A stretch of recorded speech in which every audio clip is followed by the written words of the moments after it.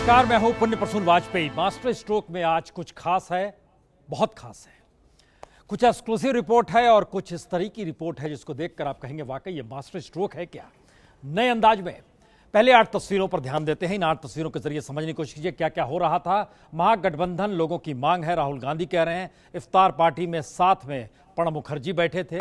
बहरहाल वहां जो हुआ सो हुआ, लेकिन दूसरी तस्वीर कहती है कि पहले जनता हो फिट। कुमार स्वामी ने यह पाठ पढ़ा दिया प्रधानमंत्री मोदी को जब उन्होंने फिट रहने का चैलेंज दिया। बाकायदा वीडियोग्राफी की बनाई गई और भेजी गई। धरना रिटर्न्स क्या दिल्ली में हो चला है।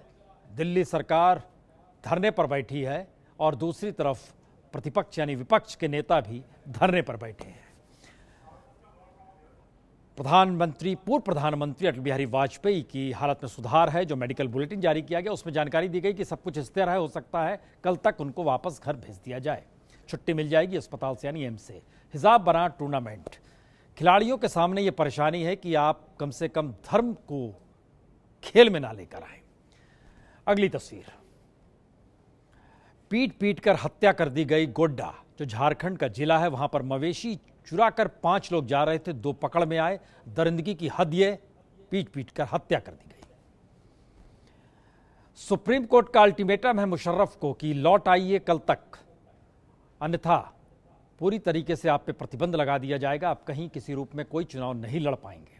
और आखिरी तस्वीर जो है, ये कल से फीफा वर्ल्ड कप। घड़ी की सुई मिलानी शुरू कर दीजिए, कितने घंटे बजे हैं, कितने मिनट बचेंगे, और क्योंकि आज हम इस पर कुछ खास आपको दिखाने वाले हैं। बहरहाल बार बार तस्वीरों के स्थिति को देखते हुए अक्सर जिक्र ये होता है कि 11 बैग के साथ विजय माल्या चले गए, फिर नीरव मोदी भी चले गए, ललित मोदी भी एक वक्त चले गए थे।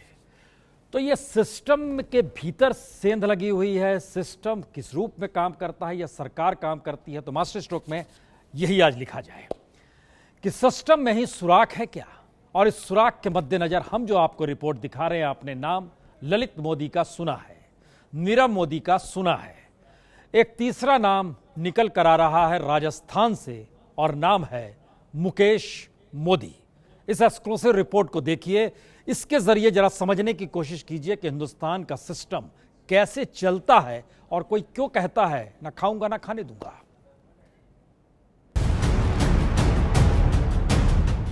$20 लाख निवेशक और 84 अरब 10 करोड़ की कमाई, और उसके बाद निवेशकों की हथेली खाली, जेब खाली, पर सोसाइटी बनाकर कमाने वाले के बारे न्यारे। है ना कमाल का खेल। तो फिर कौन है ये जनता के पैसे को खाकर बिना डका निकल जाने वाला। आपकी स्क्रीन पर दिख रहे ये दोनों चेहरे देश को करोड़ों का चूना लगाकर फरार हो चुके हैं। पहले ललित मोदी, फिर नीरव मोदी, और अब इसी लिस्ट में एक और नाम जुड़ने को तैयार है, मुकेश मोदी। जी, अगर समय रहते सरकार ने कोई कार्रवाई नहीं की तो ये तीसरा मोदी भी देश को चूना लगाकर भाग सकता है। दरअसल ये मामला आदर्श क्रेडिट कोऑपरेटिव सोसाइटी से जुड़ा है। इस सोसाइटी पर मुकेश मोदी और उसके परिवार का कब्जा है। देश भर में मल्टी स्टेट आदर्श क्रेडिट कोऑपरेटिव सोसाइटी की 809 शाखाएं चलती हैं और तकरीबन 3,50,000 एजेंट्स की मदद से ये क्रेडिट सोसाइटी अपने मेंबर्स बनवाती है। मेंबर बनाने का मतलब है वो लोग क्रेडिट सोसाइटी में पैसा जमा करते हैं, और जो पैसा जमा करते हैं उन्हें भरोसा दिया जाता है 5 साल में उनका पैसा दुगना हो जाएगा। और इसी भरोसे पर आदर्श क्रेडिट कोऑपरेटिव सोसाइटी ने पिछले कुछ वर्षों में तकरीबन 20 लाख निवेशक जुटा भी लिए, और कंपनी की वेबसाइट के मुताबिक 20 लाख लोगों के 8,410 करोड़ रुपए उसके पास जमा हो चुके हैं।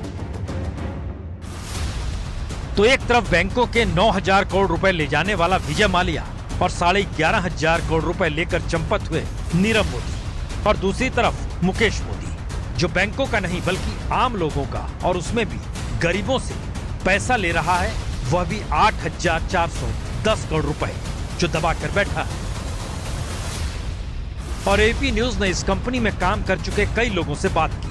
कुछ कैमरे पर आए, कुछ ने कैमरे पर बात करने से इनकार कर दिया, लेकिन सबने एक ही बात कही कि तकरीबन 20 लाख लोगों के 8,410 करोड़ रुपए जो ब्याज के साथ तकरीबन 13 से 15,000 करोड़ रुपए हो जाते हैं, उनका डूबना तय है। 100% रुपए भी है, 1 भी रुपया नहीं चुकेगा। 1 भी रुपया नहीं चुका पाएंगे। कुल मिला के लग नहीं रहा था कि बिजनेस कहीं पे किसी सिरे पे पहुँचेगा कि अपन ने पैसा ले रखा है कंपनी में ये अपन रीपे कर पाएंगे। लेकिन जब ये सारा ऐसा है कि आज डूबेगा, 2 साल बाद डूबेगा, 3 साल बाद डूबेगा। यानी वो लाखों गरीब लोग जिन्होंने अपने खून पसीने से कमाए चंद पैसों का भी एक हिस्सा इस उम्मीद में मुकेश मोदी की आदर्श क्रेडिट सोसाइटी में लगाया कि वो दुगना हो जाएगा, उन्हें सिवाय अब धोखे के और कुछ नहीं मिलने वाला है। ये धोखा अब भी जारी है, क्योंकि एबीपी न्यूज की टीम ने जब आदर्श क्रेडिट सोसाइटी के एक एजेंट से संपर्क किया तो उसने पैसे को दुगना करने वाली उन स्कीमों के बारे में बताना शुरू कर दिया जिसके जरिए ये कंपनी अब तक 8,500 करोड़ रुपए इकट्ठा कर चुकी है। आदर्श बचत पत्र, इसमें जो भी अमाउंट है उसका 12.25% आपको अप्रॉक्स मिलेगा, यानी कि जो अमाउंट है फिक्स हमारा डिसाइड है कि 50,000 आप डिपॉजिट करेंगे, 50,000 का हम 5725 ये हम आपको पे करेंगे। 6 साल में कितने होंगे? डबल 50 के 1 लाख जी 6 साल में। 6 साल में डबल है। कुल मिलाकर लूट का ये धंधा इस तरीके से चलता है जिसमें पैसा जमा करने वाला पैसा देता है लेकिन वो पैसा कभी वापस होता नहीं। बहुत निर्दोष लोग डूबेंगे। सबसे पहले तो इस देश की गरीब जनता जिसका पैसा लगा हुआ है, तो जो वो पैसा है वो गरीबों का ही है और उन गरीबों तक कैसे पहुंचेगा ये ईश्वर जानता है।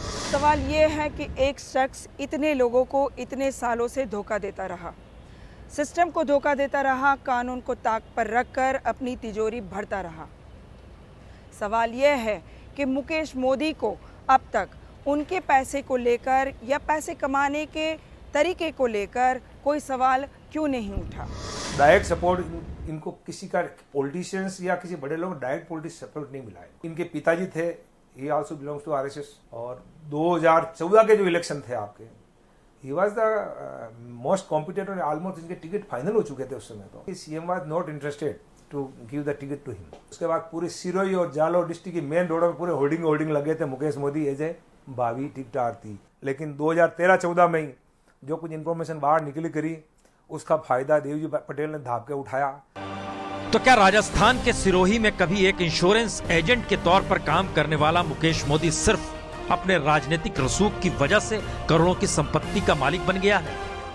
क्योंकि इस चिट्ठी को गौर से देखिए। 27 फरवरी 2018 को ये प्रधानमंत्री मोदी, वित्त मंत्री और सीबीडीटी के चेयरमैन को भेजी गई चिट्ठी है और इस चिट्ठी में मुकेश मोदी की आदर्श क्रेडिट कोऑपरेटिव सोसाइटी का समूचा काला चिट्ठा लिखा हुआ है।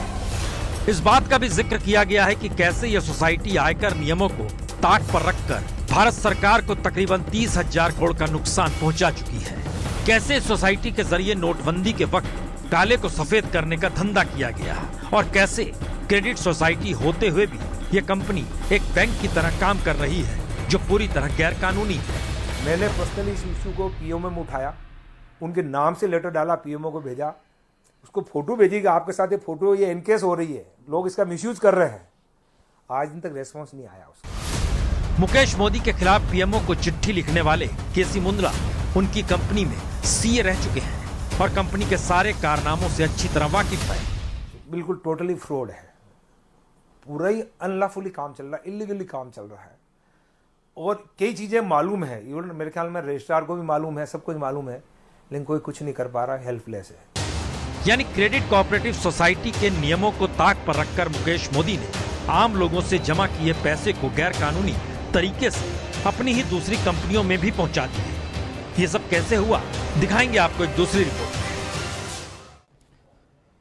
बिना राजनीतिक संरक्षण के स्थितियां बनती नहीं और आपकी पहुंच और पकड़ सत्ता तक है तो फिर कोई आपको छू नहीं सकता। क्या ये स्थिति है जो तीसरे मोदी के साथ जाकर जुड़ गई है? नाम मुकेश मोदी हमने जिक्र किया, शेल कंपनियां बनाई जाती हैं। भारत में बार बार इस बात का जिक्र पिछले 4 बरस से हो रहा है कि हम शेल कंपनियां बनाकर जो धंधा करते हैं उसे रोका जा रहा है। तो जरा इस रिपोर्ट को देखिए, समझ जाइएगा पूरा खेल कैसे चलता है। Adarsh build estate limited, Ramapati Udyog private limited, Sambhav energy limited, Ansh build estate private limited, Dennis builders, Ishwar Biltech, Gajanan infra build, star build estates, waterfall real estates. तो अगर इसी तरह कंपनियों के नाम गिनते जाइएगा तो यह संख्या 250 पार कर जाएगी। जी, 250 से ज्यादा कंपनियां। आपको लग सकता है जिसके पास इतनी कंपनियां हैं, जिसका कारोबार इतना बड़ा हो, उस कंपनी के निवेशकों का पैसा डूब कैसे सकता है? तो अब इन कंपनियों की हकीकत भी जान लीजिए। मेरे हाथ में इस वक्त उन 17 कंपनियों की बैलेंस शीट है जिनका मालिकाना हक या तो मुकेश मोदी या उनके परिवार के सदस्य के पास है। इन बैलेंस शीट के मुताबिक इन्होंने आदर्श क्रेडिट कोऑपरेटिव सोसाइटी से 1115 करोड़ का लोन लिया है और इन सब कंपनियों का महज टर्नओवर 9 करोड़ रुपया है और घाटा है 120 करोड़ का। सवाल यह है कि 120 करोड़ का घाटा करने वाली कंपनियां 1315 करोड़ का लोन कैसे चुकता कर पाएगा? यानी आदर्श क्रेडिट कोऑपरेटिव सोसाइटी की तरफ से जो पैसा इन कंपनियों को दिया गया वो वापस मिलना नामुमकिन है। तो फिर उन निवेशकों को वो पैसा कहां से मिलेगा जिन्होंने दुगनी रकम की उम्मीद में आदर्श क्रेडिट कोऑपरेटिव सोसाइटी में पैसे जमा करा दिए? दरअसल यही है मुकेश मोदी का वो फार्मूला जिसके जरिए उसने 20 लाख लोगों का 8,500 करोड़ रुपया हड़प लिया है। ये सवाल तो है क्योंकि मुकेश मोदी और उसके परिवार के सिर्फ कागजों पर चलने वाली 250 से ज्यादा शेल कंपनियां बनाई गई, जिनमें से ज्यादातर कंपनियां या तो कोई कारोबार नहीं करती या घाटे में चल रही है। मतलब इन कंपनियों का इस्तेमाल सिर्फ आदर्श क्रेडिट कोऑपरेटिव सोसाइटी में जमा निवेशकों के पैसों को ठिकाने लगाने के लिए होता है और अब तक तकरीबन 4,000 करोड़ रुपए इन कंपनियों में बतौर लोन ट्रांसफर किए जा चुके हैं। मैं 2 कंपनियों में तो डायरेक्ट इन्वॉल्व रहा, Gajanan infra and Adarsh build estate limited. Gajanan infra का ही मैं एक एग्जांपल लेता हूं और ऐसी 200 कंपनियां बताई जाती हैं कि इसमें देने वाली है आदर्श क्रेडिट कोऑपरेटिव सोसाइटी जो मोदी जी के संरक्षण की कंपनी है और लेने वाले हैं मिस्टर वैभव लोढ़ा जो मोदी जी के दामाद हैं। तो मोदी जी की एक कंपनी देती है, मोदी जी के परिवार की ही दूसरी कंपनी उसको लेती है। इस कंपनी की बैलेंस शीट कहती है कि इसकी रेवेन्यू निल है, टर्नओवर निल है। तो मुकेश मोदी और उनके परिवार की हिस्सेदारी वाली ये कंपनियां वाकई फर्जी हैं। ये इस बात से साबित होता है कि जब एबीपी न्यूज ने इन कंपनियों की पड़ताल की तो हमें 15 कंपनियों का पता गुरुग्राम के सुशांत लोक फेज 1 का मिला और जब हमारी टीम इस पते पर पहुंची तो वहां सिर्फ एक छोटी सी दुकान मिली जहां से कथित तौर पर 15 कंपनियां काम करती हैं। तरफ जो आप ये एक छोटी सी शॉप देख रहे हैं, शॉप नंबर GF 116, आपको बताएं कि इस छोटी सी शॉप में 50 से भी ज़्यादा कंपनीज ABL की चल रही हैं। तो आदर्श क्रेडिट कोऑपरेटिव सोसाइटी के लाखों निवेशकों की मेहनत की कमाई ऐसी ही कंपनियों के खाते में जा चुकी है जिनका मालिकाना हक मुकेश मोदी के परिवार के लोगों के पास है। ये भी ये है कि इन कंपनीज के थ्रू आपको पैसा लूट करना है। ACCS के नाम से आपको मार्केट से उठाना है, ACCS से लोन दिखाना है इनको, ठीक है, जो यूपीआई प्रॉपर्टी है इससे लोन देते जाओ इन कंपनियों के अंदर, फिर इन कंपनियों से पैसा डाइवर्ट करके लेते घर ले जाओ, मतलब ये अपनी कंपनी से अपनी ही ज़मीन या फ्लैट पे लोन दिखाना है और लोन दिखाने के बाद में वो पैसा वो घर कैसे ले जाते हैं? मैंने आपको अभी इनिशियली तो बताया था 17 करोड़ की ज़मीन खरीद रहे हो, 100 करोड़ का ओवर वैल्यू कर रहे हैं। ओवर वैल्यू का। एबीपी न्यूज़ ने मुकेश मोदी से इस बारे में उनका पक्ष मांगा, ईमेल भेजकर सारे मुद्दों पर अपना पहलू रखने को कहा, लेकिन 2 दिन के बाद भी उनका कोई जवाब नहीं आया। और चौंकाने वाली बात तो यह है कि आदर्श क्रेडिट कोऑपरेटिव सोसाइटी सिर्फ एक उदाहरण भर है, जबकि देश में मौजूदा वक्त में इस वक्त 92,789 क्रेडिट सोसाइटी चल रही है जिनके पास निवेशकों के 84,616 करोड़ रुपए जमा। सब कुछ हो रहा है। गौरव श्रीवास्तव और अजातिका सिंह के साथ शीला रावल की रिपोर्ट। ऐसा नहीं है ये मामला अदालत में नहीं गया, ये मामला अदालत में गया। हाईकोर्ट ने रोक लगा दी पूरी कार्रवाई को लेकर। ये 3.5 बरस पहले का किस्सा है। उसके बाद मुकेश मोदी सुप्रीम कोर्ट पहुंचते हैं और वहां जिस बात का जिक्र किया वो हमारे सामने है। चूंकि राजस्थान हाईकोर्ट ने कहा था कि ये कोऑपरेटिव सोसाइटी बनाकर जिस तरीके से पैसा लेते हैं ये बिना RBI लाइसेंस के तहत काम करते हैं। अदालत सुप्रीम कोर्ट की तरफ से कहा गया कि ठीक है, लेकिन अगर ये बैंक रेगुलेशन एक्ट 1949 के तहत नहीं आता है तो फिलहाल इनको पैसा लेने दिया जाए। यानी बैंकिंग स्टाइल में ये काम नहीं कर रहे हैं, इसलिए सुप्रीम कोर्ट ने कहा। लेकिन बीते 3 बरस से लगातार सारी स्थितियां जारी है। सारे सवालों की फहरिस्त हमने मुकेश मोदी साहब के पास भेजी और कहा जवाब तो दीजिए, और हम इंतजार कर रहे हैं कि जवाब आएगा तो फिर हम उस जवाब को दिखाते हुए बाकी फैक्ट्स भी आपके सामने रखेंगे। जवाब नहीं आया है। कई सवाल निकल कर आते हैं इसमें कि क्या वाकई करप्शन अपनी स्थितियों के साथ जीते रहता है, क्योंकि एनजीओस की फंडिंग को लेकर तो इस देश में रोक लग गई, शेल कंपनियों को लेकर सरकार की तरफ से कहा गया रोक लग गई। लेकिन आरबीआई के जो नई स्थितियां सामने आ रही है उसमें बार बार यह लग रहा है कि कर्ज जो बैंक से लेते हैं, लेकर जो फुर्र हो जाते हैं, उसके बाद उन कंपनियां जो यहां पर हो रही होती है उसको कर्ज की भरपाई कैसे की जाती है। एक अलग रिपोर्ट आपको दिखाते हैं, तब समझ पाएंगे करप्शन की परिभाषा बदल गई है। लोकतंत्र के मंदिर में खड़ा रह करके कहता हूं, हमारी सरकार आने के बाद एक भी ऐसी लोन हमने नहीं दी है जिसको एनपीए की नौबत आई हो। तो आंकड़े भले कुछ भी कहें, लेकिन प्रधानमंत्री तो नहीं मानते कि उनके राज्य में 1 पैसे का कर्ज भी एनपीए में गया है। लेकिन दिवालिया बताकर कर्ज डुबोने वालों से जिस इंसॉल्वेंसी एंड बैंकरप्सी कोर्ट के आश्रय पैसा वसूल करने का दावा किया गया था, क्या वो कानून भी सही राह पर है? ये सवाल इसलिए क्योंकि बैंकरप्सी एंड इंसॉल्वेंसी कोर्ट को लेकर दावे बड़े बड़े हुए। The ordinance is necessary because this act itself provides a 180-day time period in which a resolution is to be completed.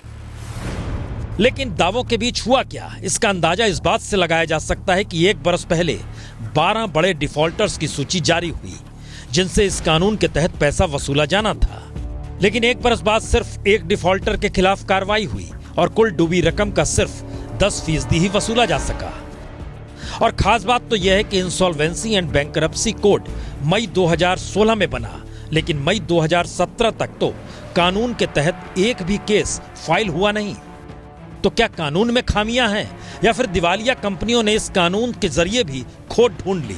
फिलहाल हो यह रहा है कि कानून की अवधारणाएं स्पष्ट नहीं है और दिवालिया कंपनी हर मामले को नेशनल कंपनी लॉ ट्रिब्यूनल तक ले जा रही है, जिससे मामले अटक रहे हैं। वैसे इंसॉल्वेंसी एंड बैंकरप्सी कोड के लागू होने के बावजूद टॉप 12 डिफॉल्टर से वसूली किस तरह होगी या हो रही है, ये आपकी स्क्रीन पर है। जी, किस दिवालिया कंपनी की नीलामी की रकम क्या है ये आपके सामने है, और उससे कितना घाटा बैंकों को होता है यह भी आपके सामने है। मसलन टाटा ने भूषण स्टील को 35,200 करोड़ रुपए की लागत में खरीद लिया, यानी बैंकों को 37% का नुकसान उठाना पड़ा। लेकिन जो स्क्रीन पर चल रहा है उसमें बाकी मामलों में तो नुकसान और ज्यादा है। मसलन मानेट इस्पात 2,700 करोड़ की बिड लगी तो बैंक को 72% का घाटा हो गया। इसी तरह आलोक इंडस्ट्री पर कर्ज 29,525 करोड़ का है तो बिड लगी 4,800 करोड़ की, तो बैंक को 84% का घाटा हो गया। ये है एबीपी न्यूज़, आपको रखे आगे।